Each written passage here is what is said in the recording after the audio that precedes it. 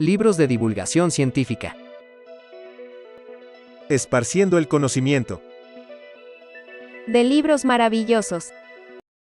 El cerebro de Broca. Reflexiones sobre el apasionante mundo de la ciencia. Por Carl Sagan. 1984. Editorial Grijalbo. Parte 5. Cuestiones postreras. Parte 5. Cuestiones postreras. Capítulo 23. El sermón dominical. En la cuna de toda ciencia yacen teólogos extinguidos, como las serpientes estranguladas junto a la cuna de Hércules. T. H. Huxley, 1860.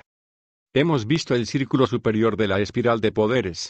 Hemos llamado Dios a ese círculo.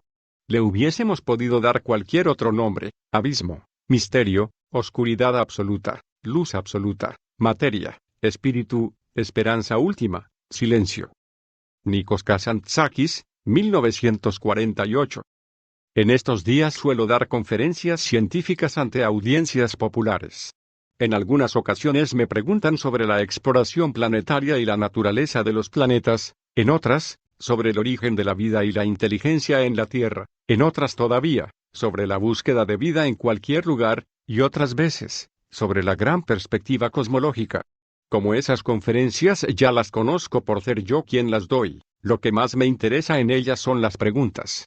Las más habituales son relativas a objetos volantes no identificados y a los astronautas en el principio de la historia, preguntas que en mi opinión son interrogantes religiosos disfrazados. Son igualmente habituales, especialmente después de una conferencia en la que hablo de la evolución de la vida o de la inteligencia, las preguntas del tipo: ¿cree usted en Dios? Como la palabra Dios significa cosas distintas para distintas personas, normalmente pregunto qué entiende mi interlocutor por Dios. Sorprendentemente, la respuesta es a veces enigmática o inesperada. Oh, ya sabe usted, Dios. Todo el mundo sabe quién es Dios, o bien, pues una fuerza superior a nosotros y que existe en todos los puntos del universo. Hay muchas fuerzas de ese tipo, contesto. Una de ellas se llama gravedad, pero no es frecuente identificarla con Dios. Y no todo el mundo sabe a lo que se hace referencia al decir Dios. El concepto cubre una amplia gama de ideas. Alguna gente piensa en Dios imaginándose un hombre anciano, de grandes dimensiones, con una larga barba blanca, sentado en un trono en algún lugar ahí arriba en el cielo, llevando afanosamente la cuenta de la muerte de cada gorrión. Otros, por ejemplo, Baruch Spinoza y Albert Einstein, consideraban que Dios es básicamente la suma total de las leyes físicas que describen al universo. No sé de ningún indicio de peso en favor de algún patriarca capaz de controlar el destino humano desde algún lugar privilegiado oculto en el cielo, pero sería estúpido negar la existencia de las leyes físicas. Creer o no creer en Dios depende en mucho de lo que se entienda por Dios. A lo largo de la historia, ha habido posiblemente miles de religiones distintas. Hay también una piadosa creencia bien intencionada, según la cual todas son fundamentalmente idénticas. Desde el punto de vista de una resonancia psicológica subyacente, puede haber efectivamente importantes semejanzas en los núcleos de muchas religiones, pero en cuanto a los detalles de la liturgia y de la doctrina, y en las apologías consideradas autenticantes, la diversidad de las religiones organizadas resulta sorprendente.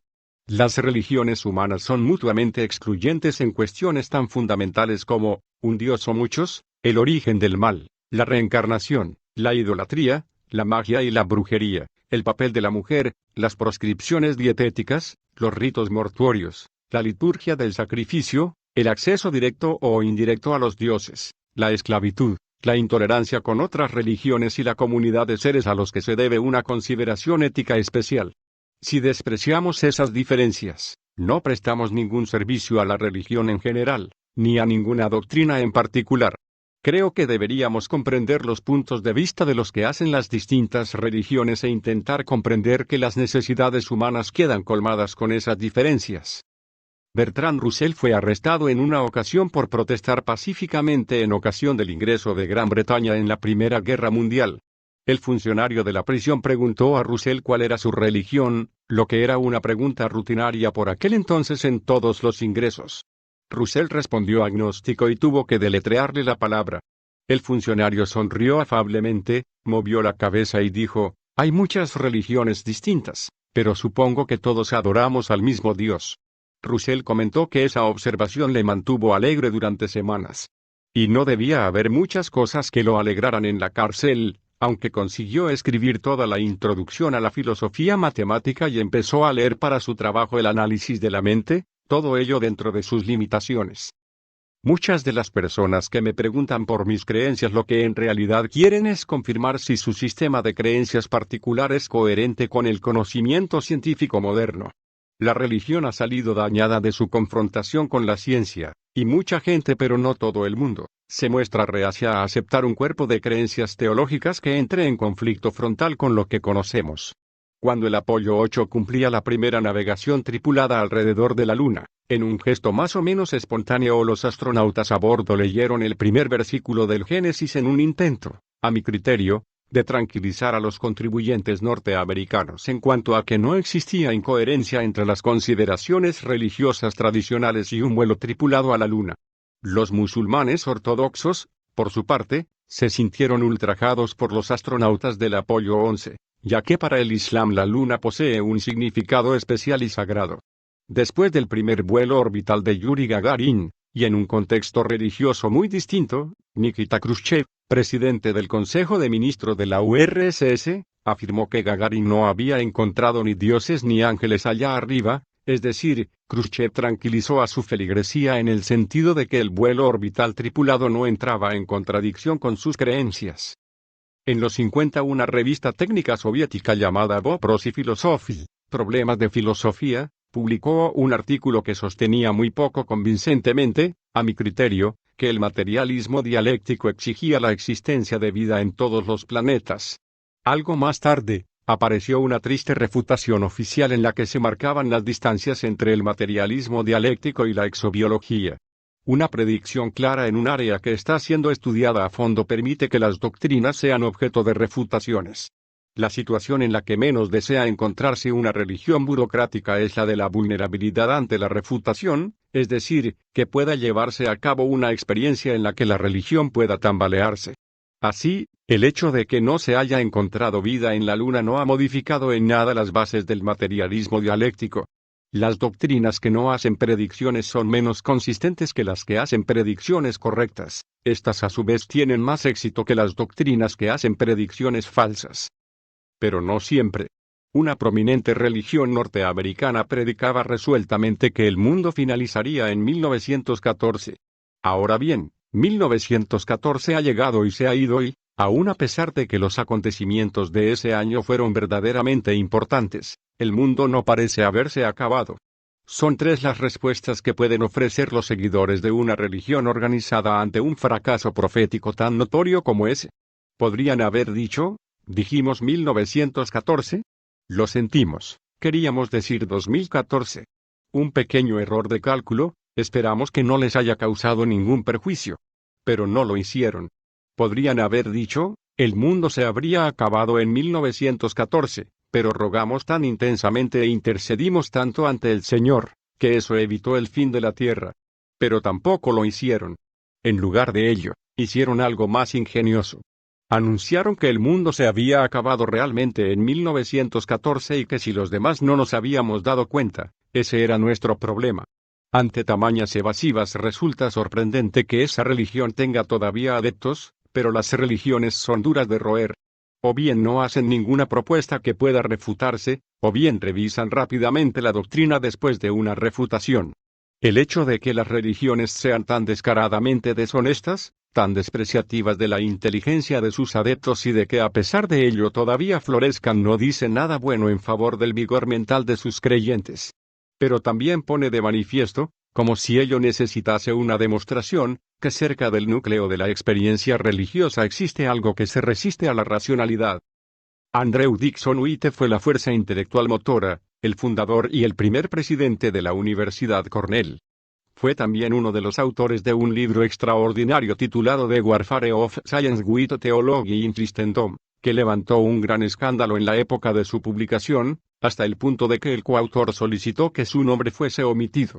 White era un hombre de sólido sentimiento religioso, pero escribió sobre la larga y penosa historia de las erróneas posiciones que las religiones habían sostenido acerca de la naturaleza del mundo, y de cómo fueron perseguidos aquellos que investigaron y descubrieron que era distinta a los postulados doctrinales, y cómo sus ideas fueron suprimidas. El viejo Galileo fue amenazado por la jerarquía católica con ser torturado por el hecho de proclamar que la tierra se movía. Spinoza fue excomulgado por la jerarquía judía.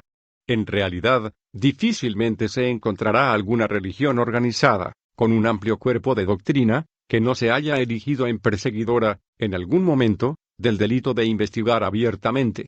La misma devoción de Cornell por la investigación libre y no sectaria fue considerada tan objetable en el último cuarto del siglo XIX que los sacerdotes recomendaban a los graduados de la escuela secundaria que era preferible no recibir educación universitaria antes que matricularse en una institución tan impía.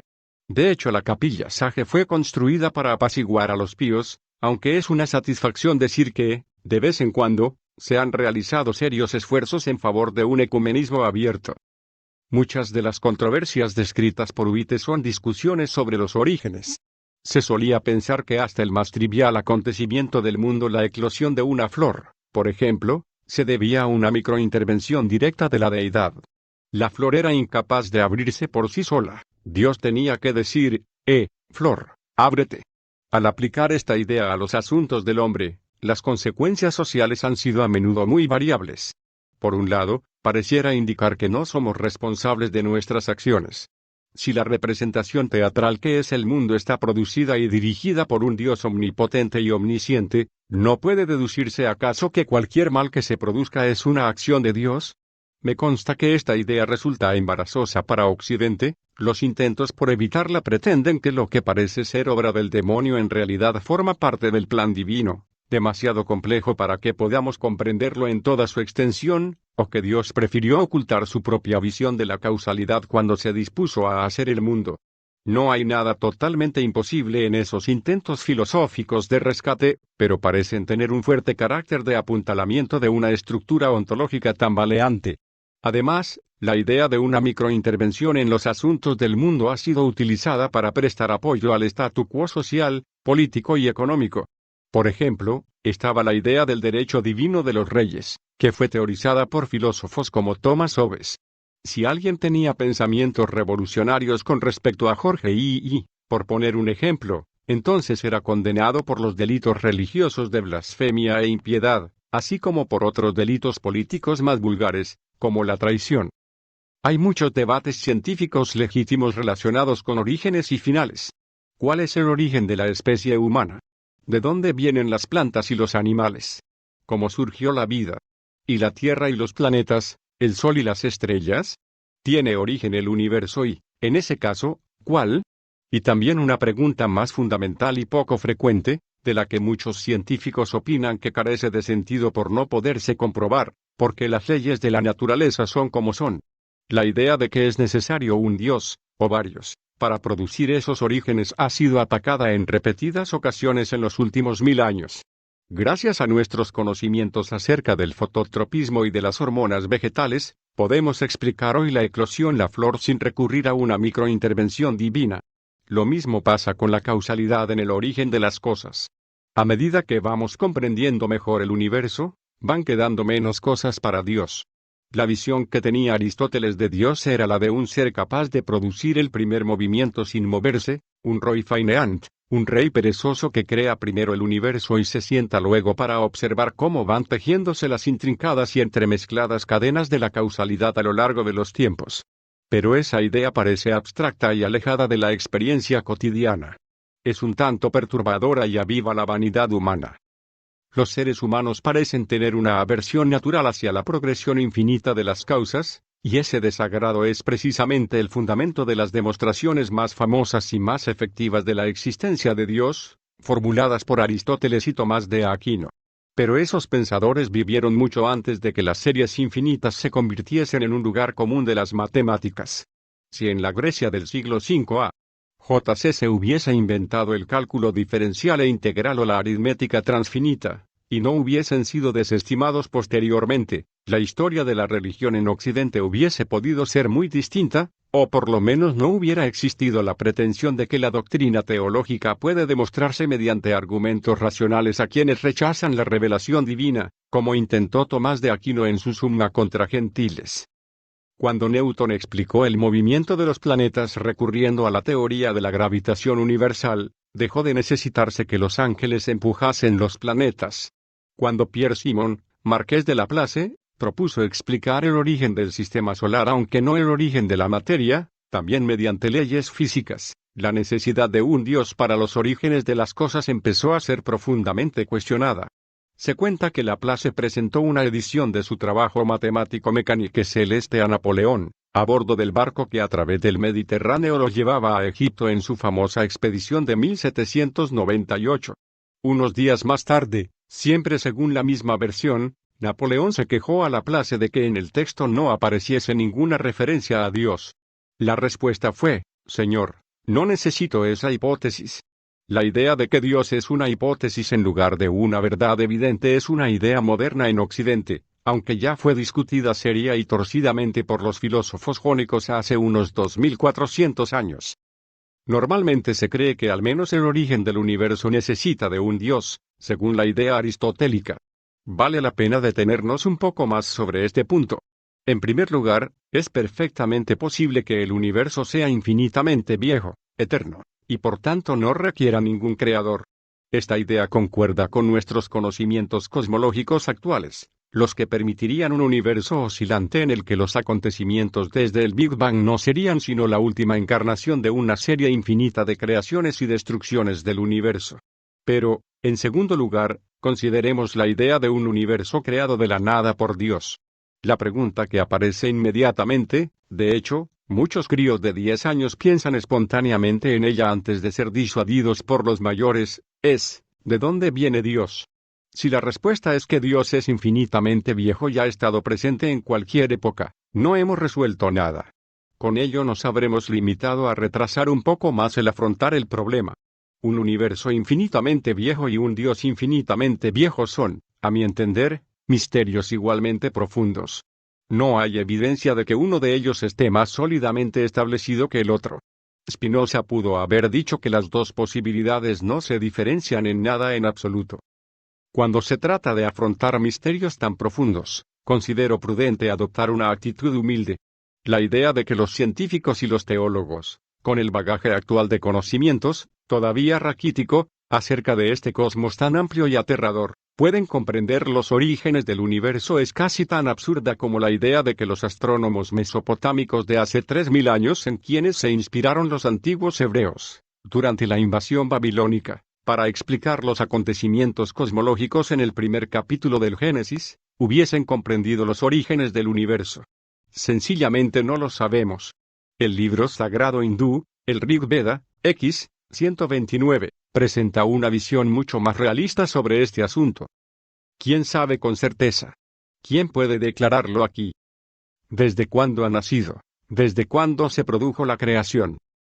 Los dioses son posteriores a la creación de este mundo. ¿Quién puede saber entonces los orígenes del mundo? Nadie sabe desde cuándo surgió la creación. Ni si la hizo o no. Aquel que vigila desde lo alto de los cielos. Solo él sabe o tal vez no lo sabe. Pero la época en la que vivimos es muy interesante.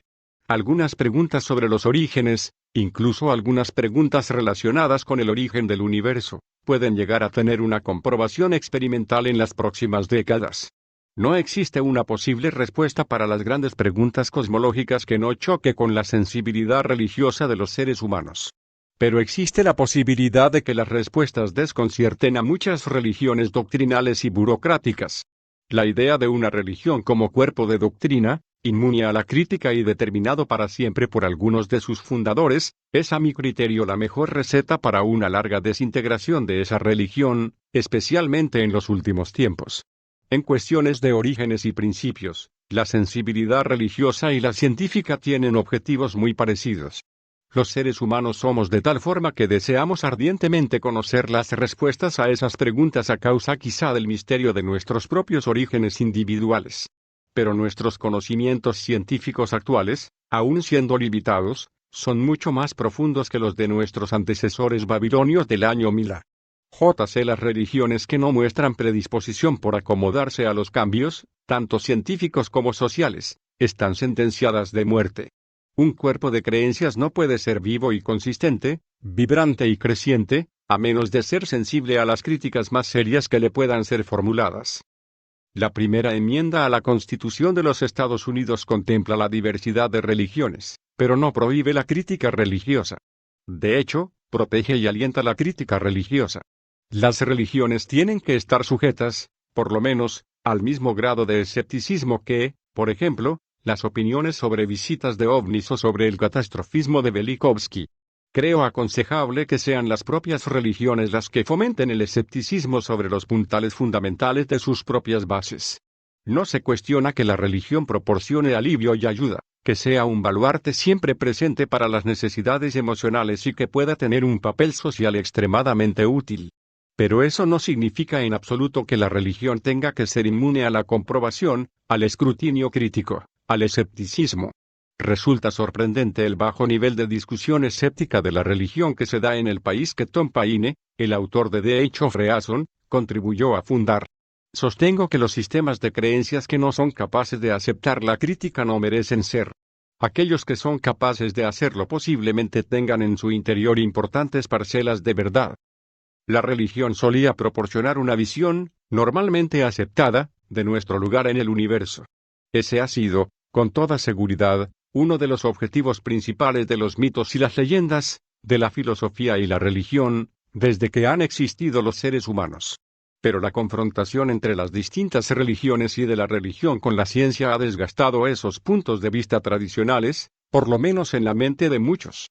La forma de encontrar nuestro lugar en el universo se consigue examinando el universo y examinándonos a nosotros mismos sin ideas preconcebidas, con la mente lo más abierta que podamos. No podemos empezar totalmente de cero, ya que afrontamos el problema con ciertas inclinaciones, debidas a nuestro origen hereditario y ambiental, pero, una vez comprendidos esos prejuicios artificiales, ¿no es posible arrancar de la naturaleza nuestros conocimientos? Los que propugnan religiones doctrinales, aquellas que priman un determinado cuerpo de creencias y que desprecian a los infieles, están amenazados por el valiente afán de adquirir conocimientos.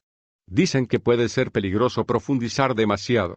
Mucha gente ha heredado su religión al igual que el color de sus ojos, la consideran algo sobre lo que no hay que pensar con detenimiento y, en cualquier caso, algo que escapa a nuestro control.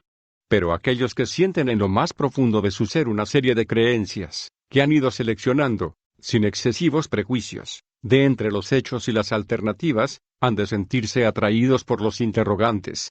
El disgusto hacia las dudas relativas a nuestras creencias es la señal de alerta del cuerpo, ahí se encuentra un bagaje doctrinal no examinado y posiblemente peligroso. Christian Huygens escribió en 1670 un interesante libro en el que hacía una serie de especulaciones atrevidas y premonitorias sobre la naturaleza de los demás planetas del sistema solar. Huygens era muy consciente de que muchos consideraban objetables sus especulaciones, así como sus observaciones astronómicas.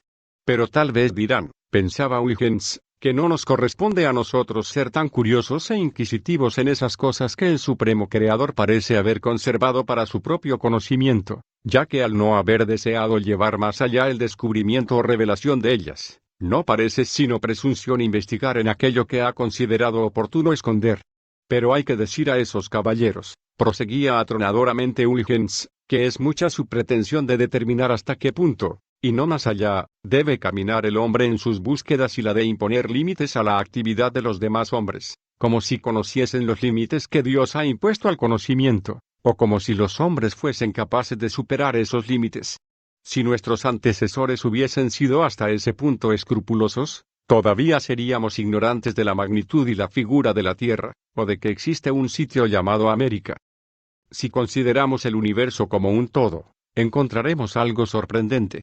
En primer lugar, encontramos un universo que es excepcionalmente bello, construido de forma intrincada y sutil. Sobre si nuestra apreciación del universo se debe o no a que formamos parte de él, sobre si lo encontráramos bello, independientemente de cómo estuviese constituido el universo, no pretendo dar una respuesta. Pero no existe la menor duda de que la elegancia del universo es una de sus propiedades más notables. Al mismo tiempo, no puede cuestionarse que existen cataclismos y catástrofes que se repiten periódicamente en el universo y a la escala más temible. Se dan, por ejemplo, explosiones de cuásares que posiblemente arrasen los núcleos de las galaxias. Parece probado que cada vez que explosiona un cuásar, saltan por los aires más de 1 millón de mundos y que innumerables formas de vida, algunas de ellas inteligentes, quedan brutalmente destruidas. ¿No es ese el universo tradicionalmente benigno de la religiosidad convencional de Occidente, construido para el provecho de los seres vivos y, en particular, de los hombres? De hecho, las enormes dimensiones del universo, más de 100.000 millones de galaxias, cada una de las cuales contiene más de 100.000 millones de estrellas, ponen de manifiesto la inconsecuencia de los acontecimientos humanos en el contexto cósmico. Vemos al mismo tiempo un universo muy bello y muy violento. Vemos un universo que no excluye al Dios tradicional de Oriente u Occidente, pero que tampoco requiere uno. Creo intensamente que si existe un Dios o algo por el estilo, nuestra curiosidad y nuestra inteligencia han de ser proporcionadas por ese Dios. Seríamos desagradecidos para con esos dones, así como incapaces de emprender ese tipo de acción, si suprimiésemos nuestra pasión por explorar el universo y a nosotros mismos. Por otro lado, si ese Dios tradicional no existe, nuestra curiosidad y nuestra inteligencia son las herramientas fundamentales para procurarnos la supervivencia. En ambos casos la empresa del conocimiento es coherente tanto con la ciencia como con la religión y resulta esencial para el bienestar de la especie humana. Capítulo 24. Got y las tortugas. Imaginaos ahora este instante en que los murmullos se arrastran discretamente y las espesas tinieblas llenan el gran navío del universo. William Shakespeare. Enrique V. Acto I. Prólogo. En los primeros mitos y leyendas de nuestra especie aparece una misma y comprensible visión del mundo, es antropocéntrica. También existían dioses, pero estos tenían sentimientos y debilidades y resultaban muy humanos. Su comportamiento se nos presentaba caprichoso. Podían resultar propicios a través del sacrificio y la oración. Intervenían normalmente en los asuntos humanos. Diversas facciones de dioses prestaban su apoyo a los distintos bandos contendientes en una guerra. La Odisea expresa la idea generalmente aceptada de que es prudente ser amable con los extranjeros, pueden ser dioses disfrazados. Los dioses desposan seres humanos y sus descendientes son indistinguibles, por lo menos en apariencia, de los mortales. Los dioses viven en montañas o en el cielo, o en algún reino subterráneo o submarino, en cualquier caso, lejos de nosotros. Resultaba difícil acercarse a un dios y, por lo tanto, arduo comprobar las historias que se relataban sobre ellos. Algunas veces, sus acciones estaban controladas por seres todavía más poderosos, como las parcas controlaban a los dioses del Olimpo. La naturaleza del universo como un todo, su origen y su destino, no se consideraban bien comprendidos. En los mitos védicos, aparece la duda, no solo de si los dioses crearon el mundo, sino también de si sabían quién o qué lo creó. Hesíodo en su cosmogonía apunta que el universo fue creado a partir del, o tal vez por el, caos, aunque posiblemente se trate solo de una metáfora que oculte la dificultad en hallar una solución al problema. Algunas antiguas visiones cosmológicas asiáticas se acercan mucho a la idea de una regresión infinita de las causas, como puede servir de ejemplo la siguiente historia apócrifa. Un viajante occidental se encuentra con un filósofo oriental y le pide que le describa la naturaleza del mundo. Es una gran bola que reposa sobre la espalda de la tortuga del mundo. Muy bien, pero, ¿sobre qué se apoya la tortuga del mundo? Sobre la espalda de una tortuga todavía mayor. Bueno, pero, ¿sobre qué se apoya esta? Una pregunta muy sagaz. Pero no hace al caso, señor, siempre hay una tortuga debajo. En la actualidad sabemos que vivimos en una diminuta mota de polvo inmersa en un universo inmenso y que nos disminuye. Caso de existir, los dioses no intervienen ya en los asuntos de los hombres. No vivimos en un universo antropocéntrico. Y la naturaleza, el origen y el destino del cosmos parecen ser misterios mucho menos profundos de lo que creían nuestros antepasados remotos. Pero la situación está cambiando nuevamente. La cosmología, el estudio del universo como un todo, se está convirtiendo en una ciencia experimental. La información obtenida a través de radiotelescopios y telescopios ópticos basados en Tierra, telescopios de rayos X y ultravioleta en órbita alrededor de la Tierra, mediciones de reacciones nucleares en el laboratorio y determinaciones de la abundancia de los elementos químicos en los meteoritos, Está estrechando el campo de las posibles hipótesis cosmológicas, y no parece excesivo esperar que pronto podamos disponer de respuestas a preguntas que antaño se consideraban del dominio exclusivo de la especulación filosófica y teológica. Esta revolución observacional tiene su punto de partida en una fuente poco frecuente. En la segunda década del presente siglo hubo y sigue habiendo, en Flagstaff, Arizona, un medio astronómico llamado Observatorio Lowell, fundado por Percival Lowell, como no podía ser de otra manera. Para Lowell, la búsqueda de vida en otros planetas era una pasión que le consumía. Fue también quien popularizó y promovió la idea de que Marte estaba cruzado por canales, que creía construidos por una raza de seres enamorados de la ingeniería hidráulica. Ahora sabemos que los canales no existen en absoluto. Fueron el producto de un pensamiento deseoso de que así fuera y de las limitaciones de observación impuestas por la turbulenta atmósfera terrestre. Entre otras cuestiones, Lowell estaba muy interesado por las nebulosas espirales, exquisitos objetos celestes luminosos en forma de molinete, de los que hoy sabemos que son conjuntos muy alejados de centenares de miles de millones de estrellas individuales. Un ejemplo cercano es la galaxia de la Vía Láctea, de la que forma parte nuestro Sol. Pero por aquella época no había forma de determinar la distancia a esas nebulosas, y Lowell se interesó por una hipótesis alternativa, la de que las nebulosas espirales no eran entidades multiestelares, enormes y distantes, sino objetos más próximos y bastante pequeños, que serían los primeros estadios de la condensación de una estrella individual a partir del gas y el polvo interestelar. A medida que esas nubes de gas se contraían por autogravitación, la conservación del momento angular exigía que aumentaran su velocidad hasta adquirir una rotación rápida, convirtiéndolas en un disco plano.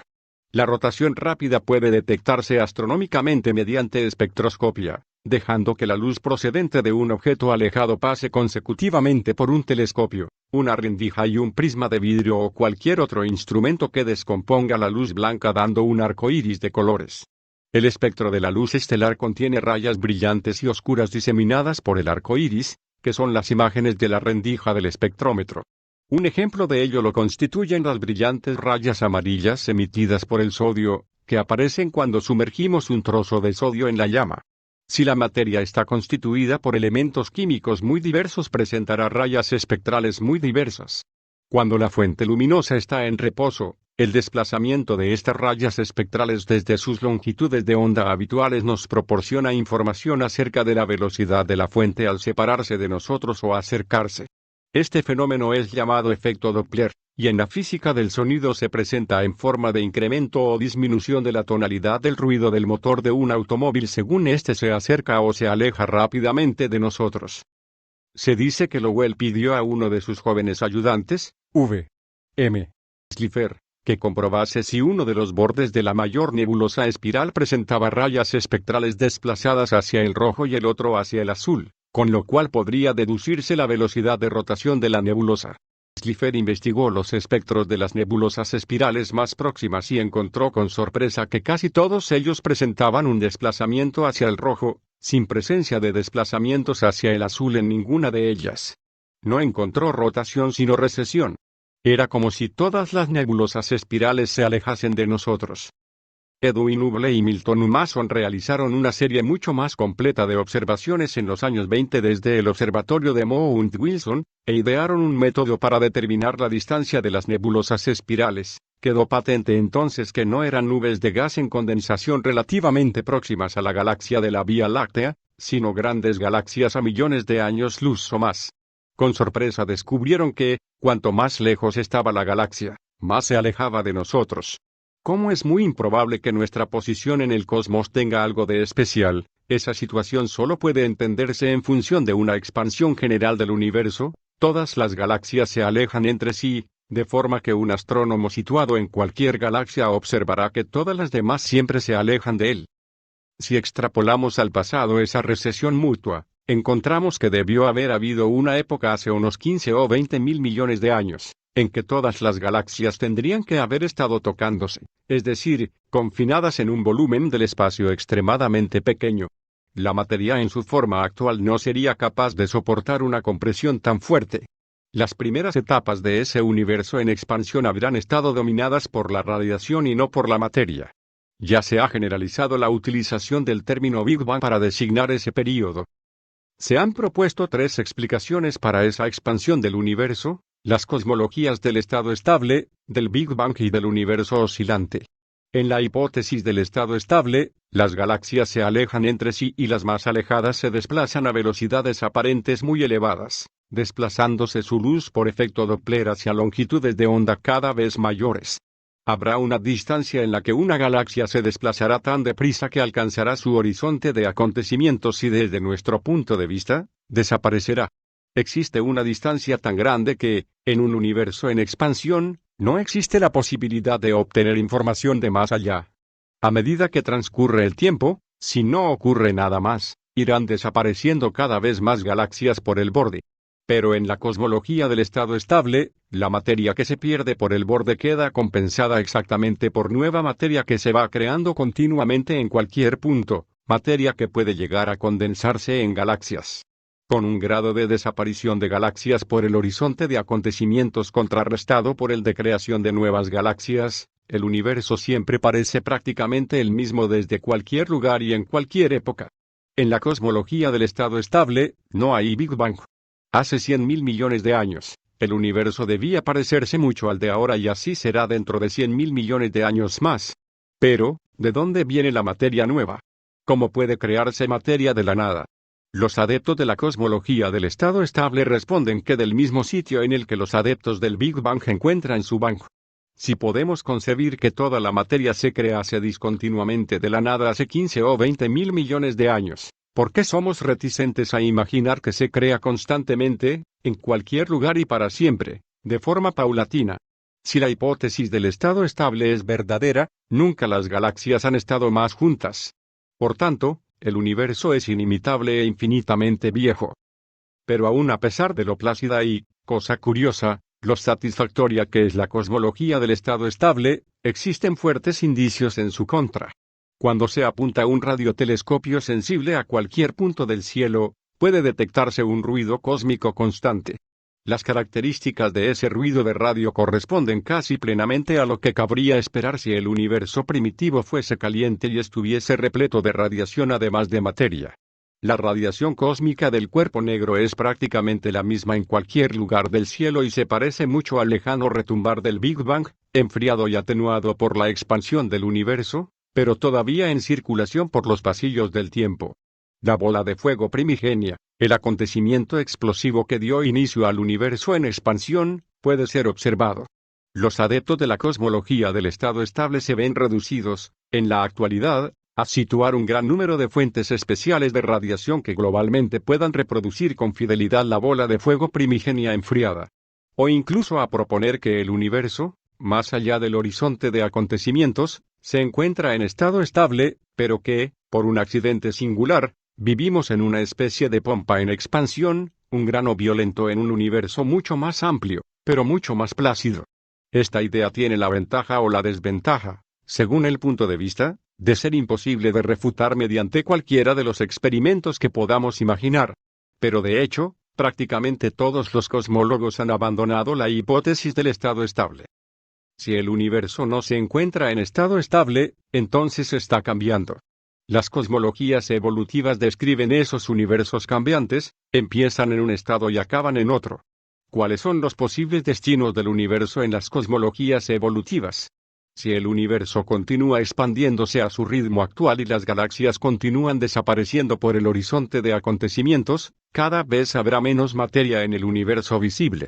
Las distancias entre las galaxias aumentarán y cada vez habrá menos galaxias espirales que puedan ser observadas por los sucesores de Slipher, Hubble y Mason. Eventualmente, hasta la más próxima llegará a superar el horizonte de acontecimientos y los astrónomos dejarán de poder verla, excepto en fotografías y libros, muy viejos. Debido a la gravedad que mantiene unidas las estrellas de nuestra galaxia, el universo en expansión no va a disiparla. Pero también aquí nos aguarda una suerte extraña y desoladora.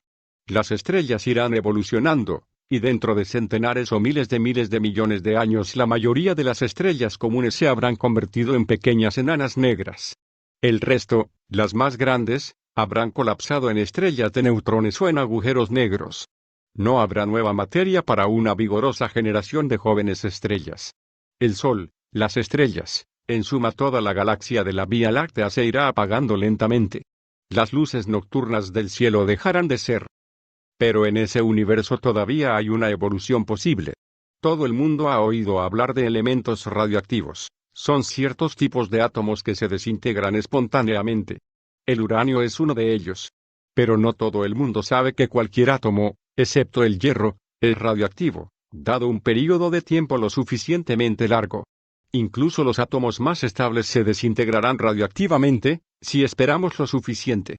Pero, ¿cuánto tiempo? El físico norteamericano Freeman Dyson, del Institute for Advanced Study, ha calculado que la vida media del hierro es de unos 10.500 años, un 1 seguido de 500 ceros, un número tan grande que un experto en números tardará casi 10 minutos en escribirlo. Pues bien, si esperamos un poco más para el caso, bastaría con 10.600 años, no solo habrán desaparecido las estrellas, sino que toda la materia del universo que no estuviese en estrellas de neutrones o agujeros negros se habrá desintegrado en polvo nuclear. Eventualmente, las galaxias también habrán desaparecido. Los soles se habrán oscurecido, la materia desintegrado y no quedaría ningún resquicio para la supervivencia de la vida o la inteligencia, o la civilización. Una muerte fría, oscura y desoladora del universo. Pero, ¿necesita expandirse siempre el universo? Si estoy en un pequeño asteroide y lanzo una piedra hacia arriba, esta podría abandonar el asteroide si en ese mundo no hay la suficiente gravedad como para hacer regresar la roca. Si lanzamos la misma roca a la misma velocidad desde la superficie de la Tierra, obviamente volverá a caer debido a la intensa gravedad existente en nuestro planeta. Pero la misma ley física sirve para todo el conjunto del universo. Si hay menos de una cierta cantidad de materia, cada galaxia experimentará una atracción gravitatoria insuficiente desde las demás galaxias como para frenarla, y la expansión del universo proseguirá indefinidamente. Por otro lado, si existe masa por encima de ese valor crítico, la expansión irá atenuándose eventualmente y nos salvaremos de la desoladora teleología de un universo en continua expansión. ¿Cuál sería en este caso el destino del universo? Un observador eterno podría ver que la expansión se va deteniendo y convirtiendo gradualmente en contracción, mientras las galaxias se van acercando entre sí a un ritmo cada vez mayor, haciendo pedazos galaxias, mundos, vida, civilizaciones y materia, hasta que cualquier estructura del universo sea totalmente destruida y toda la materia del cosmos convertida en energía. En lugar de un universo que culmine en una tenue y fría desolación, tenemos aquí un universo que se acaba en una densa y caliente bola de fuego. Es muy probable que esa bola de fuego rebote de nuevo hacia afuera, produciendo una nueva expansión del universo y una nueva encarnación de la materia, una nueva serie de condensaciones de galaxias y estrellas y planetas, una nueva evolución de la vida y la inteligencia. Pero la información de nuestro universo no penetrará en el siguiente, por lo que desde nuestra perspectiva esta cosmología oscilante proporciona un final tan definitivo y deprimente como la expansión que nunca acaba. La diferencia entre un Big Bang con expansión indefinida y un universo oscilante estriba en la cantidad de materia existente. Si se supera la cantidad crítica, vivimos en un universo oscilante. Y si no, vivimos en un universo que se expande indefinidamente. Los tiempos de expansión, medidos en decenas de miles de millones de años, son tan largos que no afectan a ninguna preocupación humana inmediata. Pero son de la mayor importancia para nuestra visión de la naturaleza, del destino del universo y solo un poco más remotamente, de nosotros mismos. Un importante artículo científico publicado el 15 de diciembre de 1974 en Astrophysical Journal aporta datos observacionales que aclaran la cuestión de si el universo continuará expansionándose indefinidamente, un universo abierto, o si irá desacelerándose progresivamente hasta volver a contraerse, un universo cerrado, posiblemente formando parte de una serie infinita de oscilaciones. El trabajo fue realizado por J. Richard Gottil y James Según, ambos por entonces en el California Institute of Technology, y David N. Stram y Beatrice M. Tinsley, por entonces en la Universidad de Texas. En uno de sus argumentos, revisaron los cálculos de la cantidad de masa en las galaxias y en el espacio interestelar en regiones del espacio cercanas y bien observadas, y extrapolaron los datos al resto del universo, encontraron que no habría materia suficiente como para atenuar la expansión. El hidrógeno normal posee un núcleo con un único protón. El hidrógeno pesado, llamado deuterio, Posee un núcleo con un protón y un neutrón. El telescopio astronómico Copernicus, en órbita, ha medido por primera vez la cantidad de deuterio entre las estrellas. El deuterio debe haberse fabricado en el Big Bang en una cantidad que depende de la densidad primitiva del universo. Esta densidad primitiva guarda relación con la densidad actual del universo. La cantidad de deuterio determinada por el Copernicus supone un valor de la densidad inicial del universo que es insuficiente para evitar que siga expandiéndose para siempre. Y lo que se considera el mejor valor de la constante de Hubble que especifica la mayor velocidad de alejamiento de las galaxias más alejadas respecto de las más próximas, es coherente con todo ello. Gott y sus colegas hicieron mucho hincapié en la existencia de numerosas lagunas en su argumento. Podría ocurrir que la materia intergaláctica estuviese escondida de forma tal que no pudiésemos detectarla. De hecho, ya empezamos a disponer de indicios sobre la presencia de esa masa escondida. Los observatorios astronómicos de alta energía, EAO, son un conjunto de satélites en órbita alrededor de la Tierra que barren el universo buscando las partículas y la radiación que no podemos leer desde aquí, bajo nuestro espeso manto de aire. Los satélites de ese tipo han detectado una intensa emisión de rayos X procedente de cúmulos galácticos y de los espacios intergalácticos en los que, hasta ahora, no existían indicios de materia. Un gas extraordinariamente caliente situado entre las galaxias resultaría invisible por cualquier otro método experimental, y por ende no figuraría en el inventario de materia cósmica elaborado por Gott y sus colegas. Pero aún más, los estudios radioastronómicos llevados a cabo desde el Observatorio de Arecibo en Puerto Rico han demostrado que la materia de las galaxias se extiende mucho más allá de la luz óptica procedente de los bordes aparentes de las galaxias. Cuando miramos la fotografía de una galaxia, vemos un borde más allá del cual no parece haber más materia. El radiotelescopio de Arecibo ha encontrado que la materia pierde el brillo muy lentamente y que existe una cantidad importante de materia oscura en la vecindad y en el exterior de las galaxias, materia que no había sido contabilizada en los registros previos. La cantidad de materia extra que se necesita para que el universo revierta su expansión es muy importante, viene a equivaler a unas 30 veces la cantidad de materia contabilizada en los inventarios habituales, como el realizado por Gott. Pero puede ocurrir que el gas y el polvo oscuros que se encuentran en las proximidades de las galaxias, y el gas sorprendentemente caliente que emite rayos X entre las galaxias constituyan entre ellos un volumen de materia suficiente como para frenar el universo y evitar que éste se expanda indefinidamente. Todavía no puede decirse nada definitivo. Las observaciones de deuterio parecen apuntar en el otro sentido. Nuestras recopilaciones de masa distan mucho de ser completas, pero a medida que se desarrollen las técnicas de observación, iremos adquiriendo una capacidad creciente para detectar la masa ausente, y entonces el péndulo podría oscilar hacia un universo cerrado. Me parece aconsejable que no nos formemos un criterio definitivo al respecto de forma demasiado prematura. Posiblemente resulte mejor evitar que nuestras preferencias personales influyan en la decisión. En lugar de ello, y en la mejor tradición de aquella ciencia que ha conseguido grandes éxitos, deberíamos potenciar que fuese la propia naturaleza la que nos revelase la verdad. Pero el ritmo de los descubrimientos se va acelerando. La naturaleza del universo que va surgiendo de la cosmología experimental moderna es muy distinta de la que conocían los griegos, que especulaban con el universo y los dioses. Al haber evitado el antropocentrismo, al haber tenido en cuenta de forma real y desapasionada todas las posibilidades, podría ocurrir que en las próximas décadas determinásemos rigurosamente, por primera vez, la naturaleza y el destino del universo. Y entonces veremos si Gott sabe o no. Capítulo 25. El universo amniótico. Para un hombre es tan natural morir como nacer, y para un niño pequeño, tal vez, lo uno es tan penoso como lo otro. Francis Bacon, Of Theat, 1612. La cosa más bella que podemos experimentar es lo misterioso. Es la fuente de toda verdad y ciencia. Aquel para quien esa emoción es ajena, aquel que ya no puede maravillarse y extasiarse ante el miedo, vale tanto como un muerto, sus ojos están cerrados. Saber que lo impenetrable para nosotros existe realmente, manifestándose como la prudencia máxima y la belleza más radiante que nuestras torpes capacidades pueden comprender tan solo en sus formas más primitivas. Este conocimiento, este sentimiento, se encuentra en el centro de la verdadera religiosidad. En ese sentido, y solo en ese sentido, pertenezco a las filas de los hombres religiosos devotos.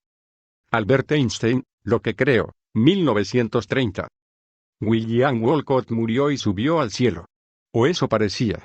Antes de que le llevasen al quirófano, le hicieron saber que la intervención quirúrgica comportaba un cierto riesgo. La operación fue un éxito, pero cuando la anestesia dejaba de producir sus efectos, su corazón entró en fibrilación y murió. Le pareció que, de alguna manera, había dejado su cuerpo y era capaz de situarse por encima de él. Lo vio debajo suyo, marchito y patético, cubierto tan solo por una sábana, tumbado sobre una superficie dura e implacable. Se puso algo triste, miró su cuerpo por última vez desde una gran altura, según le pareció, y prosiguió su viaje hacia arriba.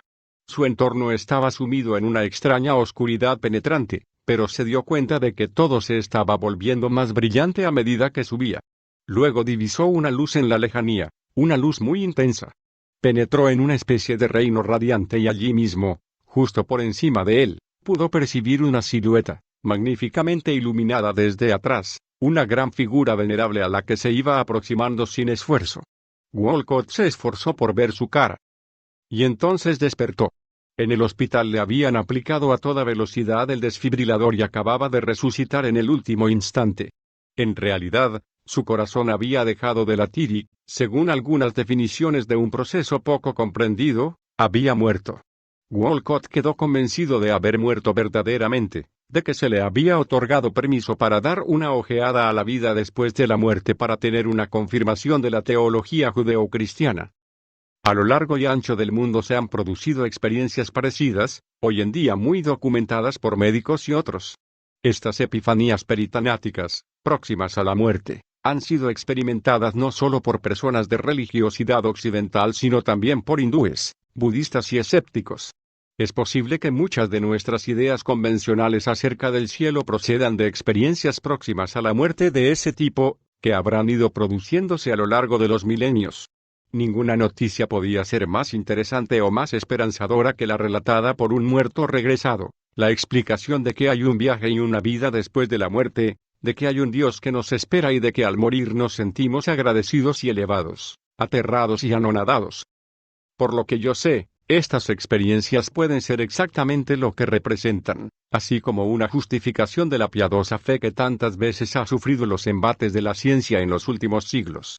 A mí personalmente me gustaría mucho que existiese una vida después de la muerte, en especial si eso fuera a permitirme seguir aprendiendo sobre este mundo y otros, si me proporcionara la posibilidad de descubrir cómo se desarrolla la historia. Pero también soy un científico y, por lo tanto, pienso también en otras explicaciones posibles. ¿Cómo puede ser que personas de todas las edades, culturas y predisposiciones escatológicas, experimenten las mismas experiencias estando próximos a la muerte? Sabemos que esas experiencias pueden inducirse con bastante regularidad, de forma contracultural, a través de las drogas psicodélicas. Las experiencias de abandono del cuerpo son inducidas por sustancias anestésicas disociativas como las cetaminas, 2-clorofenil-2-metilamino, ciclohexanonas. La ilusión de volar es inducida por la atropina y otros alcaloides extraídos de la belladona, y esas moléculas obtenidas de la mandrágora o del estramonio han sido utilizadas normalmente por las brujas europeas y los curanderos norteamericanos para gozar, en el trance del éxtasis religioso, de un vuelo placentero y glorioso.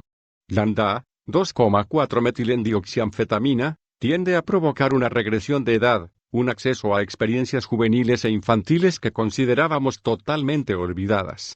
La DNT, N-dimetiltriptamina, provoca micropsia y macropsia, las sensaciones de que el mundo se encoge o se expande, respectivamente, algo parecido a lo que le pasa a Alicia después de obedecer las instrucciones escritas sobre los pequeños recipientes que dicen, cómeme o bébeme. El LSD, dietilamida del ácido lisérgico, provoca una sensación de unión con el universo, como en la identificación de Brahma con Atman en el sistema de creencias hindú. Es posible que dispongamos previamente en nuestra psiquis de la experiencia mística hindú y que solo necesitemos 200 microgramos de LSD para ponerla de manifiesto. Si se segrega algo parecido a la cetamina en momentos de peligro mortal y los que regresan de una experiencia de ese tipo siempre cuentan el mismo relato del cielo y de Dios, ¿no debe haber acaso una forma en que las religiones occidentales, así como las orientales, estén grabadas en la arquitectura neuronal de nuestros cerebros? Resulta difícil pensar que la evolución haya buscado seleccionar algunos cerebros predispuestos a tales experiencias, ya que parece ser que nadie muere ni deja de reproducir un deseo de fervor místico.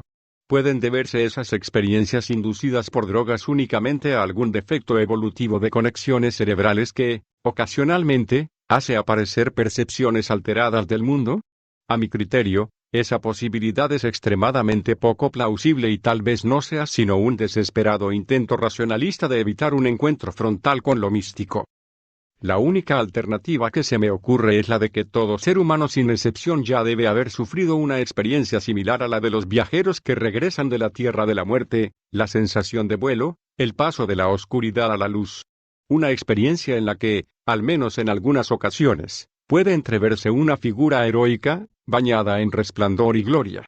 Esa experiencia común a todos es el nacimiento. Stanislav Grof, médico y psiquiatra, fue el primero en utilizar LSD y otras drogas psicodélicas en estudios de psicoterapia. Su trabajo es bastante anterior a la cultura de la droga en Norteamérica, se inició en Praga, Checoslovaquia en 1956, prosiguiendo años más tarde en Baltimore, Maryland. Es probable que Grof posea más experiencia científica continuada sobre los efectos de las drogas psicodélicas en pacientes que ningún otro terapeuta. Sostiene que, así como el LSD puede utilizarse con fines recreativos y estéticos, también puede tener otros efectos más profundos, uno de los cuales es el recuerdo preciso de experiencias perinatales. Perinatal es un neologismo que significa próximo al nacimiento, y no se refiere solo a los momentos posteriores al nacimiento, sino también a los anteriores. Es del mismo tipo que peritanático, próximo a la muerte. Grof dispone de historias clínicas de muchos pacientes que, tras una serie adecuada de sesiones, vuelven a experimentar realmente experiencias profundas de los tiempos perinatales, ocurridas hace mucho tiempo y previamente consideradas imposibles de refrescar por nuestra imperfecta memoria. De hecho, es una experiencia bastante habitual con LSD, no limitada a los pacientes de Grof. Grof distingue 4 estadios perinatales, cubiertos por la terapia con fármacos psicodélicos. El estadio 1 es el de la complacencia dichosa del niño en el seno, libre de cualquier ansiedad y centro de un pequeño universo oscuro y caliente, un cosmos en una bolsa amniótica. En ese estado intrauterino, parece ser que el feto experimenta algo muy parecido al éxtasis oceánico descrito por Freud como una de las fuentes de la sensibilidad religiosa. Evidentemente, el feto se mueve. Posiblemente justo antes de nacer esté bien alerta, tal vez más incluso que justo después de nacer. No parece imposible que podamos recordar de manera imperfecta ese Edén, esa edad de oro cuando cualquier necesidad de alimentos, oxígeno, calor y expulsión de restos, quedaba cubierta automáticamente por un sistema de apoyo a la vida soberbiamente diseñado. Un estado que, en una reposición más o menos precisa, se describe como estar fundido con el universo. En el estadio 2 se inician las contracciones uterinas.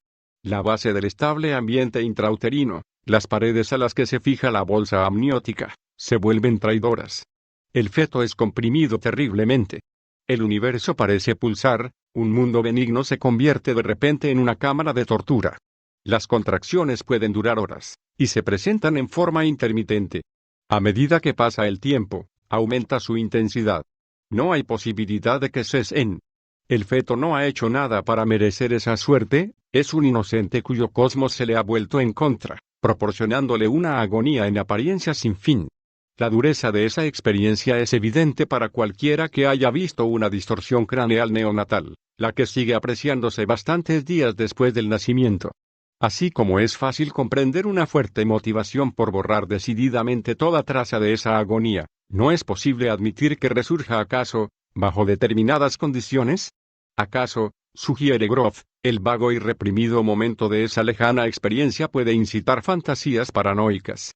Incluso puede explicar nuestras humanas predilecciones por el sadismo y el masoquismo, por la identificación entre asaltante y víctima, por ese gusto infantil por la destrucción.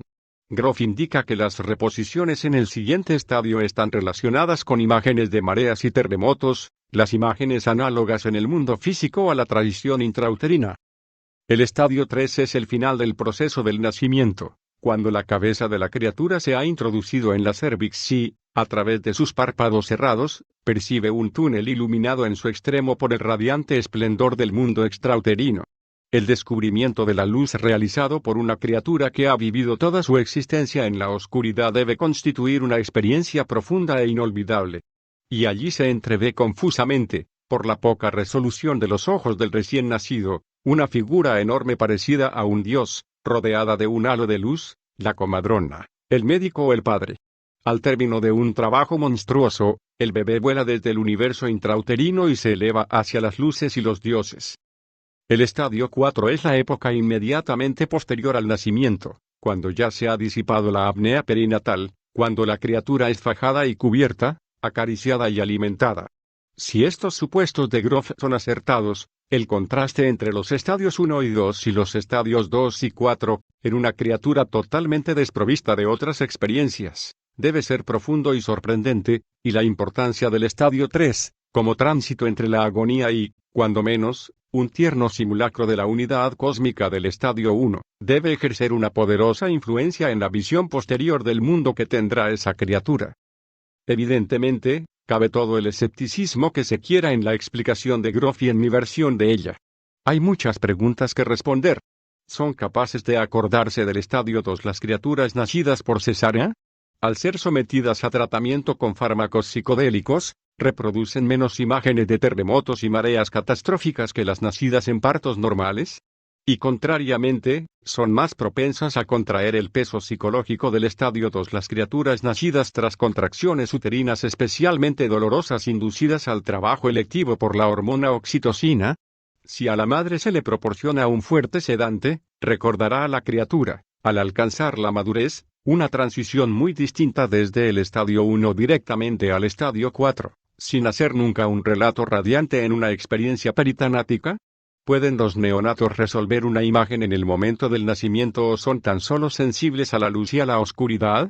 Puede ser que la descripción, en una experiencia próxima a la muerte, de un dios brillante y cubierto de pelo sea una reposición perfeccionada de una imagen neonatal imperfecta.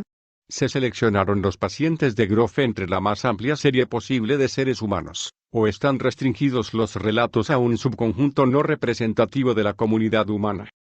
Es fácil comprender que puede haber más objeciones personales a esas ideas. Una resistencia parecida tal vez a ese tipo de chauvinismo que se detecta en algunas justificaciones de las costumbres gastronómicas de los carnívoros. Las langostas marinas no tienen sistema nervioso central, no les sabe mal que las dejen caer vivas en el agua hirviendo. Bien, es posible. Pero los aficionados a las langostas tienen evidente interés en favor de esa hipótesis concreta sobre la neurofisiología del dolor. De igual forma, me pregunto si los adultos no tienen un marcado interés por creer que las criaturas solo poseen poderes de percepción y memoria muy limitados, que no existe forma en que la experiencia del nacimiento pueda ejercer una influencia profunda y, en particular, una influencia profundamente negativa. Si Grof está efectivamente en lo cierto, debemos preguntarnos por qué son posibles esos recuerdos. ¿Por qué, si la experiencia perinatal ha producido una enorme desdicha, la evolución no ha descartado las consecuencias psicológicas negativas? Hay algunos parámetros que los recién nacidos tienen que cumplir. Tienen que ser buenos chupadores, si no, morirían. Deben ser bellos, porque por lo menos en épocas anteriores de la historia humana, las criaturas que de alguna manera parecían atrayentes eran cuidadas con mayor esmero. Pero, ¿deben ver imágenes de su entorno los recién nacidos? ¿Deben recordar los horrores de la experiencia perinatal? ¿En qué sentido hay un valor de supervivencia en ello? La respuesta puede ser la de que los pros superan a las contras. Tal vez la pérdida de un universo al que estamos perfectamente ajustados nos estimula poderosamente a cambiar el mundo y a mejorar las condiciones del hombre. Tal vez esta voluntad de esfuerzo y búsqueda que posee el espíritu humano no existiría si no fuese por los horrores del nacimiento.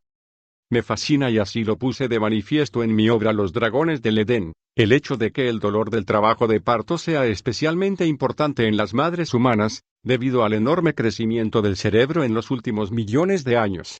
Pareciera que nuestra creciente inteligencia fuese la fuente de nuestra desdicha, pero también indicaría que nuestra desdicha es la fuente de nuestra fuerza como especie.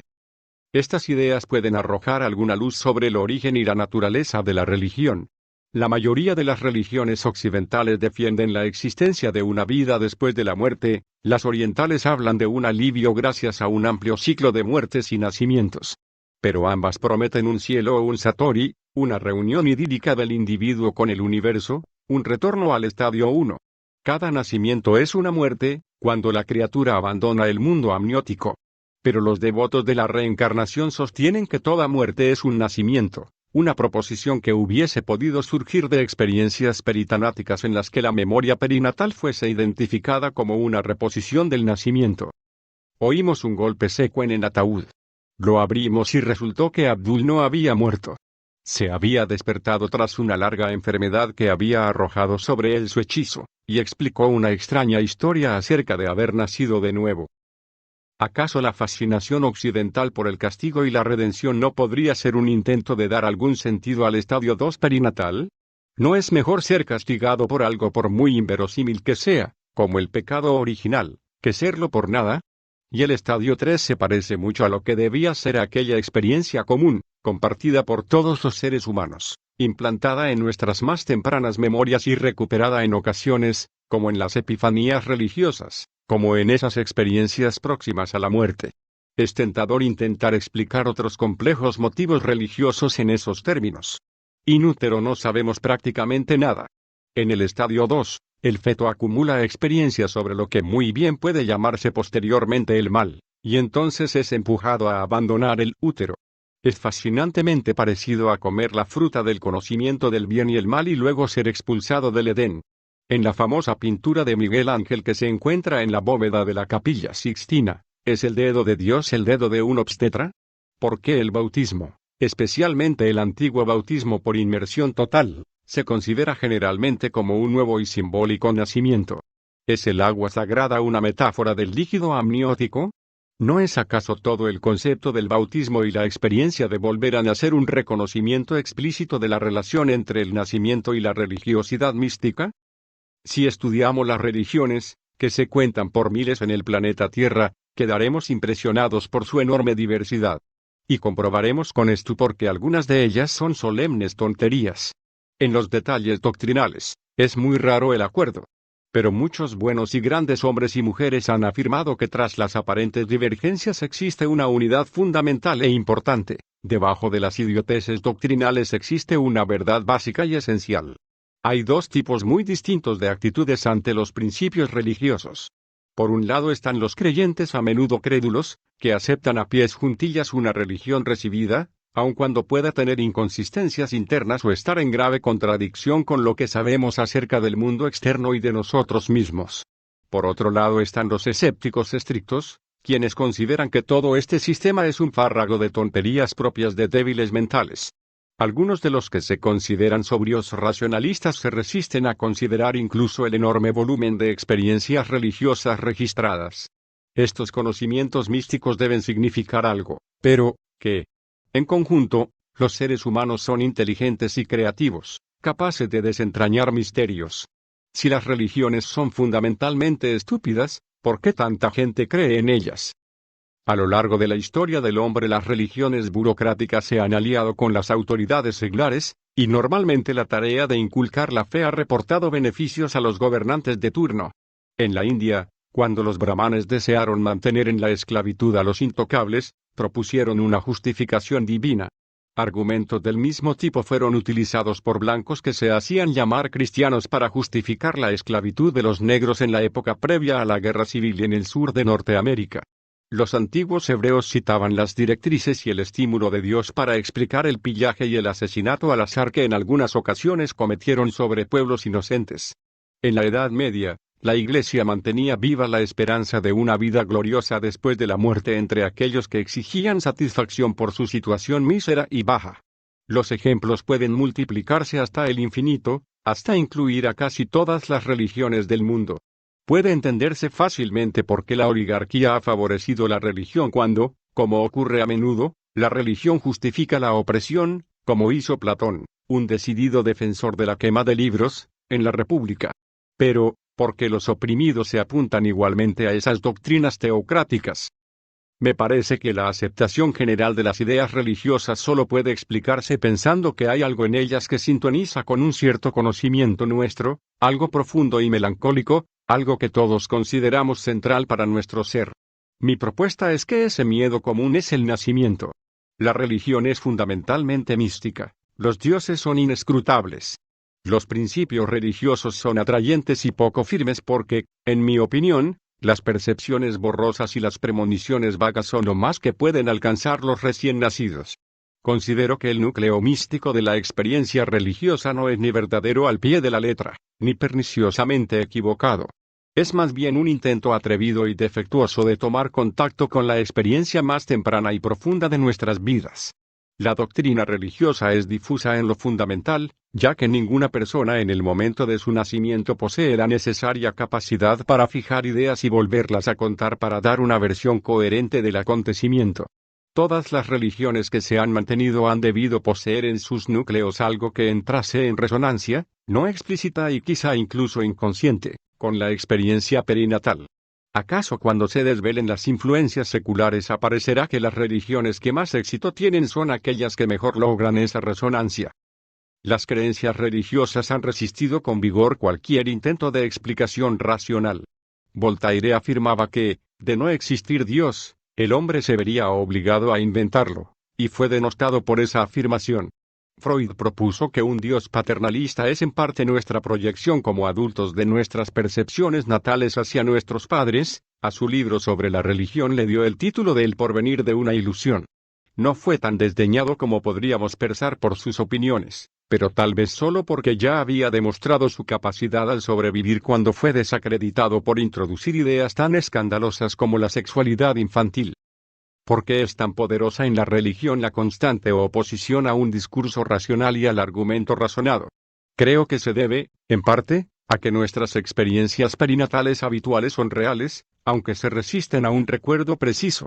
Los seres humanos, y nuestros antepasados y parientes colaterales, como los hombres de Neandertal, posiblemente sean los primeros organismos de este planeta que han tenido clara conciencia de la inevitabilidad de nuestro propio final. Moriremos, y tenemos miedo de la muerte. Este miedo es de ámbito mundial y transcultural, posiblemente tenga un considerable valor de supervivencia. Los que desean posponer o evitar la muerte pueden lograrlo mejorando el mundo, reduciendo sus peligros, haciendo hijos que vivan una vez estemos muertos, y creando grandes obras por las que ser recordados. Los que proponen un discurso racional y escéptico sobre temas religiosos aparecen como los contestatarios de la tradicional solución al miedo humano ante la muerte, la hipótesis de que el alma vive tras el fallecimiento del cuerpo. Como la mayoría de nosotros sentimos fuertemente el deseo de no morir, no hacen que nos sintamos cómodos quienes sugieren que la muerte es el final de todo y que la personalidad y el alma de cada uno de nosotros no ha de sobrevivir. Pero la hipótesis del alma y la de Dios son separables. De hecho, existen culturas en las que puede encontrarse una y no la otra. En cualquier caso, no haremos avanzar la causa humana si nos negamos a considerar las ideas que nos inspiran miedo. No todos los que se plantean preguntas sobre la hipótesis de Dios y la hipótesis del alma son ateos.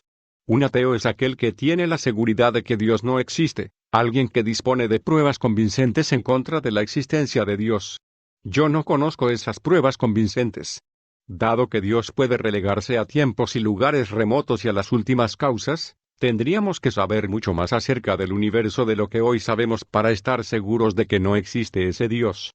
Estar seguros de la existencia de Dios, y estar seguros de la inexistencia de Dios me parecen los extremos definitivos de un tema tan repleto de dudas e incertidumbres, que inspira poca confianza pensar en nada definitivo. Podrán admitirse muchas posiciones intermedias y, teniendo en cuenta la enorme carga emocional que pesa sobre el tema, la herramienta esencial para ir cubriendo nuestra ignorancia colectiva sobre la existencia de Dios es una mente abierta, valiente e indagadora.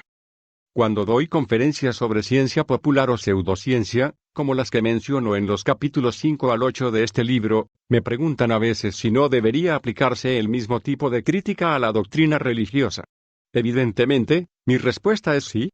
La libertad religiosa, uno de los pilares sobre los que se fundaron los Estados Unidos, es esencial para la libertad de investigación. Pero no conlleva ninguna inmunidad ante la crítica o la reinterpretación para las propias religiones. Solo aquellos que formulan preguntas pueden descubrir la verdad. No quiero volver a insistir en si estas relaciones entre la religión y la experiencia perinatal son correctas u originales. Muchas de ellas están, por lo menos, implícitas en las ideas de Stanislav Grof y de las escuelas de psiquiatría, especialmente las de Otto Rank, Sándor Ferenczi y Sigmund Freud. Pero vale la pena pensar un poco en ello. Es obvio que existen muchas más cosas sobre el origen de la religión que las que sugieren estas sencillas ideas. No propongo que la teología sea simplemente fisiología.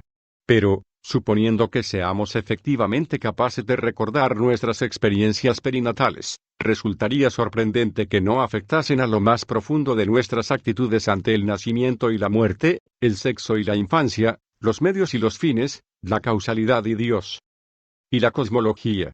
Los astrónomos estudiosos de la naturaleza del origen y el destino del universo llevan a cabo observaciones complicadas, describen el cosmos en términos de ecuaciones diferenciales y de cálculo tensorial, examinan el universo barriendo desde los rayos X a las ondas de radio, cuentan las galaxias y determinan sus movimientos y distancias. Y cuando todo eso ya está, entonces hay que elegir entre tres puntos de vista distintos: una cosmología de estado estable, bienaventurado y quieto; un universo oscilante, en expansión y contracción, indefinidamente; y un universo en expansión por Big Bang, en el que el cosmos se crea en un acontecimiento violento, bañado en radiación, hágase la luz, y luego crece y se enfría, evoluciona y se hace inactivo, como vimos en el capítulo anterior. Es llamativo que esas tres cosmologías se parezcan con una precisión torpe y casi embarazosa a las experiencias perinatales humanas de los estadios 1, 2 y 3 más 4, respectivamente. Resulta muy sencillo para los astrónomos modernos reírse de las cosmologías de otras culturas, por ejemplo, de la idea Dogon de que el universo era incubado en un huevo cósmico, capítulo 6. Pero a la luz de las ideas que acabo de presentar, voy a ser mucho más prudente en mi actitud con respecto a las cosmologías populares. Su antropocentrismo es tan solo algo más sencillo de discernir que el nuestro.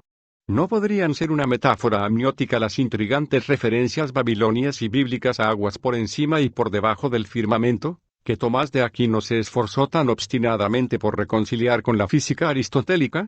¿Somos incapaces de construir una cosmología que no sea una críptica descripción matemática de nuestros orígenes personales? Las ecuaciones de la relatividad general de Einstein admiten una solución en la que el universo se expande. Pero Einstein, inexplicablemente, desestimó esa solución y optó por un cosmos absolutamente estático, incapaz de evolucionar. Es demasiado obtuso preguntarse si ese descuido tenía orígenes perinatales y no matemáticos. Los físicos y astrónomos mantienen una probada resistencia a aceptar las cosmologías Big Bang en las que el universo se expande indefinidamente, aunque los teólogos occidentales convencionales están más o menos satisfechos con la perspectiva. ¿Puede entenderse ese debate, basado casi con toda certeza en predisposiciones psicológicas, en términos grofianos? No sé hasta qué punto se parecen las experiencias perinatales personales y los modelos cosmológicos particulares. Supongo que es excesivo esperar que los inventores de la hipótesis del estado estable hayan nacido todos por cesárea. Pero las analogías son muchas y la posible conexión entre la psiquiatría y la cosmología parece ser muy real. ¿Puede ocurrir que cualquier forma posible de origen y evolución del universo corresponda a una experiencia perinatal humana? ¿Somos criaturas tan limitadas que nos vemos incapaces de construir una cosmología que difiera sustancialmente de alguno de los estadios perinatales? ¿Está nuestra capacidad por conocer el universo encenagada y atascada sin esperanza en las experiencias del nacimiento y la infancia? ¿Estamos predestinados a recapitular nuestros orígenes al pretender comprender el universo?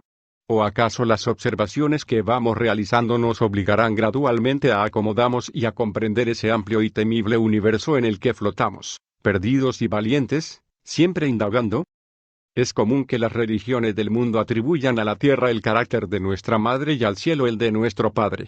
Así es con Urano y Gea en la mitología griega, y también entre los nativos americanos, los africanos, los polinesios y, de hecho, entre la mayoría de los pueblos del planeta. Sin embargo, el punto culminante de la experiencia perinatal es el de que dejamos a nuestras madres. Lo hacemos primero en el parto y luego cuando nos establecemos en el mundo por nuestra propia cuenta.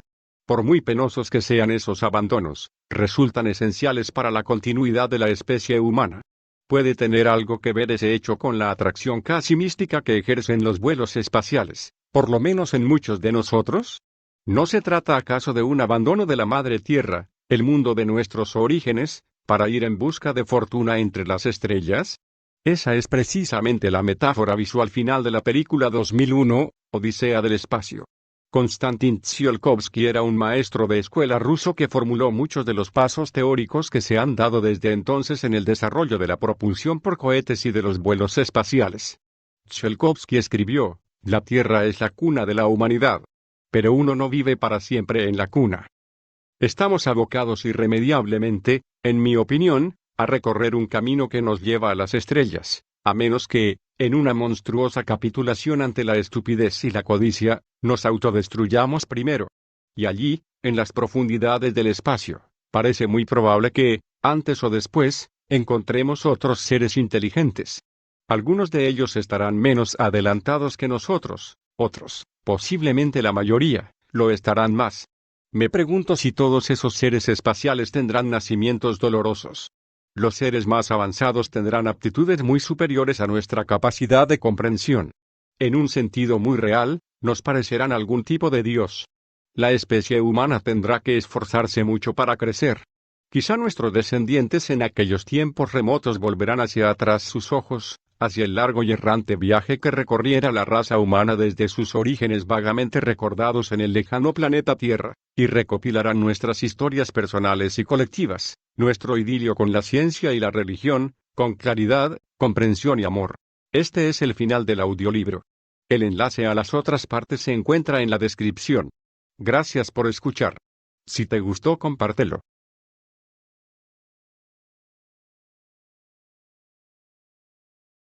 En la descripción del vídeo puedes encontrar la fuente original del texto.